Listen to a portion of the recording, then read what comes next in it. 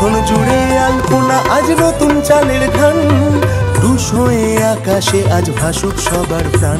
আর গান মিঠে মিঠে নিয়ে এলো পৌষ তোমার দোরগোড়ায়।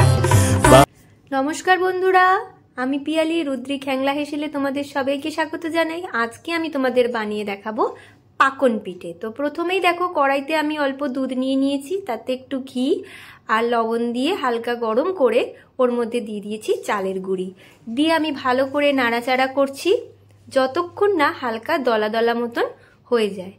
দেখো কত সুন্দরভাবে দলা দলা মতন হয়ে গেছে। এবারে আমি গ্যাসের ফ্লেমটা অফ করে খানিকক্ষণের জন্য চাপা দিয়ে রাখলাম, কিন্তু খানিকক্ষণ পরে এমনভাবে আসতে হবে যাতে গরম থাকে। এবারে হাতের সাহায্যে ভালো করে সমস্তটাকে ঠেসে নিচ্ছি, নিয়ে একটা দেখো মণ্ড তৈরি করে নিলাম। ভালো করে ঠাসতে হবে যাতে একদম সফট হয়। মণ্ডটা আমার তৈরি হয়ে গেছে, এবার আমি চাপা দিয়ে খানিকক্ষণের জন্য রেখে দিলাম। খানিকক্ষণ বাদে দেখো এসে গেছি। এবারে আমি এই মণ্ডটার থেকে ছোট ছোট করে লেচি কেটে নেব। হাতে একটু ঘি মাখিয়ে নিয়েছি।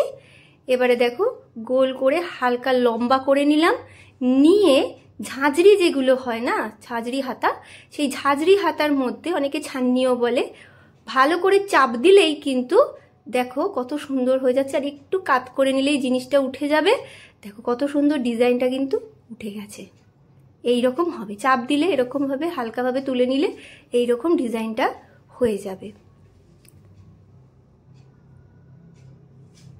দেখো এইভাবেই আমি বাকি পাকন পিঠেগুলো একইভাবে বানিয়ে নিচ্ছি। হাত দিয়ে চ্যাপটা করে নিচ্ছি, আর ওই ছান্নির মধ্যে চাপ দিলে হালকা হাতে তুলে নিয়ে একটু ভাঁজ করে তুলতে হবে।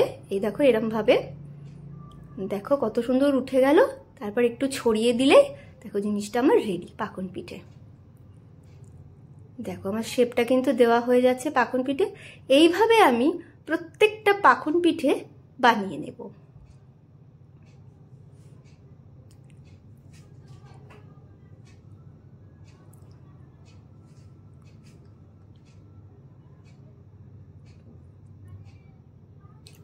দেখো আমার এখানে কিন্তু সবকটা পাকন পিঠে রেডি হয়ে গেছে।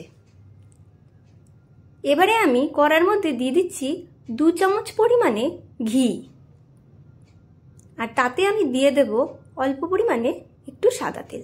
অ্যাড করে নিয়ে ভালো করে গরম করে পাকন পিঠেগুলোকে হালকা ব্রাউন করে ভেজে নেব।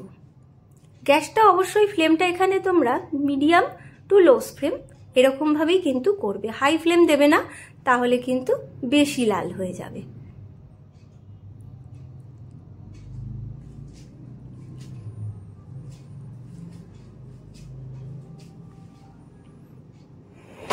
উল্টে পাল্টে ভালো করে ভেজে নিতে হবে হালকা ব্রাউন করে।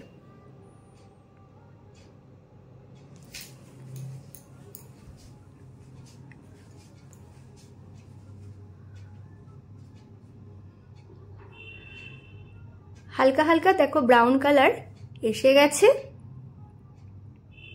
দেখো কত সুন্দর লাগছে দেখতে।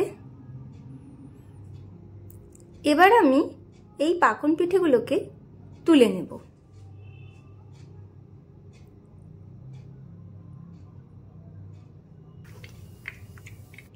পাকন পিঠেগুলো ভাজা রেডি। এই একইভাবে আমি বাকিগুলোকেও একইভাবেই ভেজে নেব।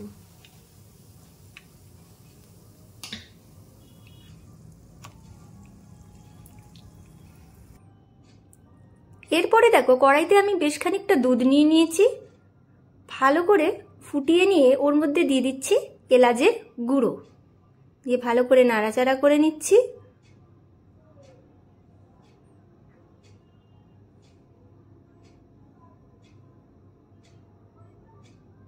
এরপরে দিয়ে দিচ্ছি দেখো পাটালি গুড়।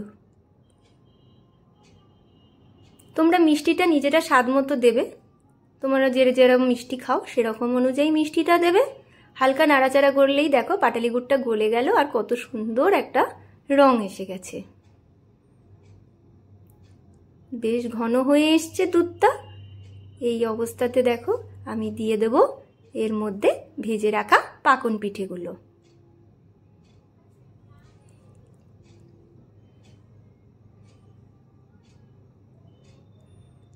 হালকা করে নাড়িয়ে নিতে হবে আর গ্যাসের ফ্লেমটাকে একটু কমিয়ে দেবে।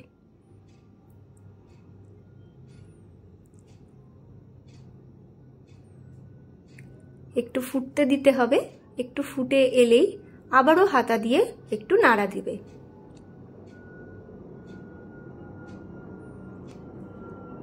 দেখো প্রায় আমার রেডি হয়ে এসছে পাকন পিঠেগুলো। এবার আমি চাপা দিয়ে দিলাম, ব্যাস রেডি। পাকন পিঠেটা কিরকম হয়েছে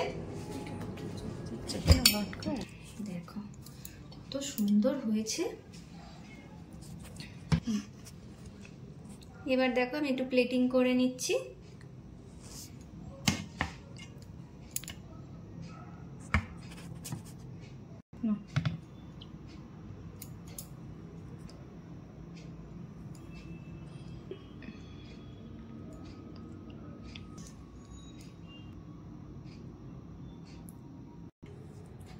দেখতে তো দারুণ হয়েছে, এবার খেয়ে দেখা যাক কিরকম হয়েছে। দেখো কত সুন্দর নরম হয়েছে, এই দেখো।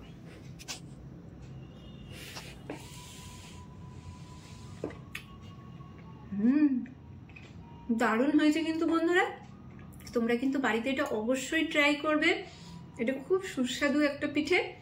আমাকে কমেন্টে অবশ্যই জানাবে আমার রেসিপিটা তোমাদের কিরকম লেগেছে। লাইক করবে, শেয়ার করবে। আজকের জন্য এটুকুই রাখলাম, টাটা।